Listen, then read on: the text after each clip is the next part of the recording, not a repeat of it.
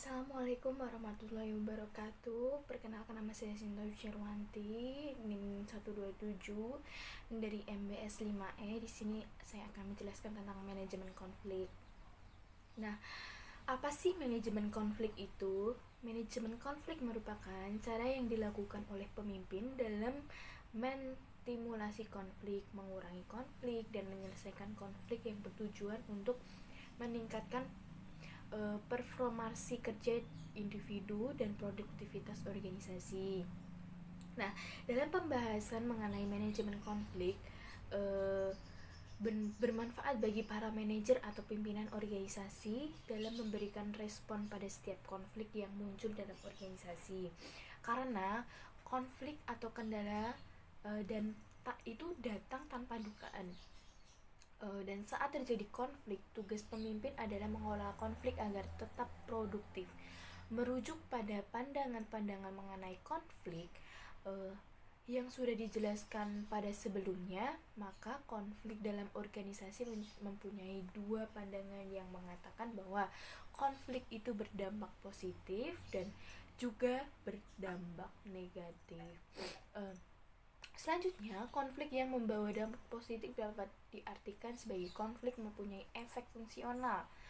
Konflik yang fungsional yaitu konflik yang berdampak positif dan menguntungkan bagi efektivitas organisasi. Sebagai contoh, dua bagian dalam organisasi sama-sama bersikap keras dan mempertahankan bahwa metode kerjanya lah yang paling terbaik untuk berorganisasi. Jika pemimpin organisasi mengolah konflik secara tepat, maka tidak mustahil kelak akan ditetapkan satu metode yang teruji secara nyata paling baik di antara keduanya, yaitu konflik berakibat fungsional. Yang pertama, meningkatkan keterlibatan orang lain. Yang kedua, menggerakkan pertumbuhan. Ketiga, definisi relasi makin jelas. Keempat, mengurangi stres, kecemasan, frustasi, rasa marah. Dan kelima, meningkatkan kohersi dalam kelompok. Nah, sedangkan konflik yang mempunyai efek disfungsional adalah konflik yang berdampak destruktif dan merusak efektivitas suatu organisasi. Nah, contohnya di sini adalah dalam organisasi adanya perilaku orang-orang yang tidak bertanggung jawab dan cenderung mengganggu dan merusak harmonisasi keberlangsungan organisasi. Nah, seperti ini. Contohnya sabotase, boikot, jegal menggengkel di antara unsur-unsur dalam organisasi. Dalam kondisi ini, konflik berakibat disfungsional dan menghambat pencapaian tujuan dari organisasi tersebut. Seperti halnya, 1. Organisasi tidak berminat untuk bekerja. 2. Terjadinya ancaman atas relasi yang menghancurkan kepercayaan keadilan. Yang ketiga, menyinggung pribadi, perasaan, dan sakit hati. Yang keempat, orang dipaksa konformis atau orang dipaksa ikut dalam keputusan tersebut. Maka konflik yang berefek disfungsional pada efektivitas organisasi hendaknya dihindari karena tidak bermanfaat bagi organisasi, maupun pemimpinan organisasi dituntut mempunyai keahlian untuk bisa memberikan efek positif bagi suatu organisasi.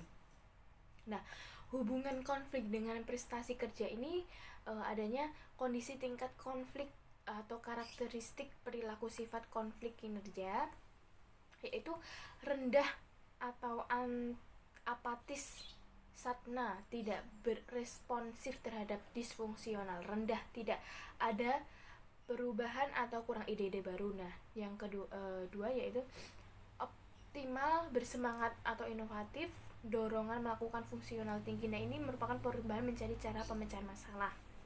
Yang ketiga, tinggi kekacauan, tidak akan kerjasama, dan disfungsionalnya rendah. Nah, di sini adalah strategi penanganan konflik dan situasi yang cocok, yaitu dalam berkompetisi. Yang pertama, bila lebih cepat, decisif, amat dibutuhkan. Yang kedua, menyangkut perkara penting di mana tindakan yang tidak populer perlu diterapkan. 3. Menyangkut perkara yang tidak penting bagi kesejahteraan organisasi dan Anda yakin bahwa akan benar. 4. Melawan orang yang mengambil keuntungan dari perilaku yang tidak kompetitif. Selanjutnya itulah strategi dalam kolaborasi. Yang pertama adalah mencari solusi terpadu jika ada dua masalah yang terlalu penting untuk dikompromikan. Nah, yang kedua, jika tujuan Anda akan untuk belajar. Ketiga, untuk membangun pandangan dari orang-orang yang sudut pandangnya berbeda dan mendapatkan komitmen dengan memasukkan hal-hal yang penting menjadi konsensus. Nah, untuk penghindaran tersendiri itu ada beberapa macam. Jika suatu perkara itu pelik atau ada perkara lebih penting yang mendesak atau penolakan. Kedua, jika ada pandangan tidak ada peluang untuk memasukkan keinginan Anda. Jika gangguan potensi lebih kuat dari keuntungan penyelesaian.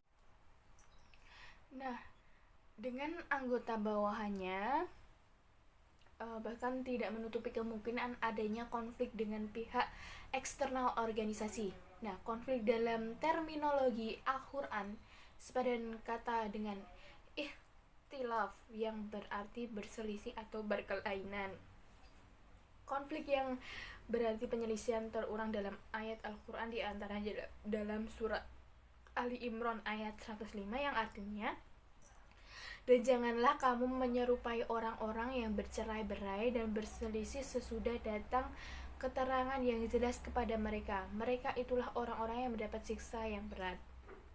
Nah, mengajarkan kita bagaimana cara mengatasi konflik dan cara-cara yang telah ditentukan dalam ayat-ayat Al-Quran yang diturunkan kepada Rasulullah SAW. Yang selanjutnya, kita sebagai manusia dapat meneladani cara-cara beliau dalam menyelesaikan konflik. Salah satu cara adalah menyelesaikan konflik, yaitu dengan cara negosiasi atau perundingan. Tindakan menyangkut pandangan bahwa penyelesaian konflik dapat dilakukan oleh orang-orang yang berkonflik secara bersama-sama tanpa melibatkan pihak ketiga. Kelompok tidak mencari atau pencapaian solusi dalam term atau aturan, tetapi membuat aturan yang dapat bernegosiasi hubungannya dengan pihak lain. Nah, seperti halnya dengan firman Allah SWT menjelaskan metode negosiasi di dalam negosiasi ini pada surat Asy-Syura ayat 37 dan sampai 38, yang artinya, dan bagi orang-orang yang menjauhi dosa-dosa besar dan perbuatan-perbuatan keji, apabila mereka marah, mereka memberi maaf, dan bagi orang-orang yang menerima atau mematuhi seruan Tuhannya dan mendirikan sholat sedangkan urusan mereka diputuskan dengan musyawarah antara mereka, dan mereka memaafkan sebagian dari rezeki yang kami berikan kepada mereka. Itu adalah artinya. Nah, di sini untuk menyelesaikan konflik kita harus menauladani dari sifat atau sikap Rasulullah SAW, cara beliau menyelesaikan konflik. Mungkin cukup sekian yang dapat saya sampaikan, kurang lebihnya mohon maaf. Wabillahi taufiq wal hidayah. Wassalamualaikum warahmatullahi wabarakatuh.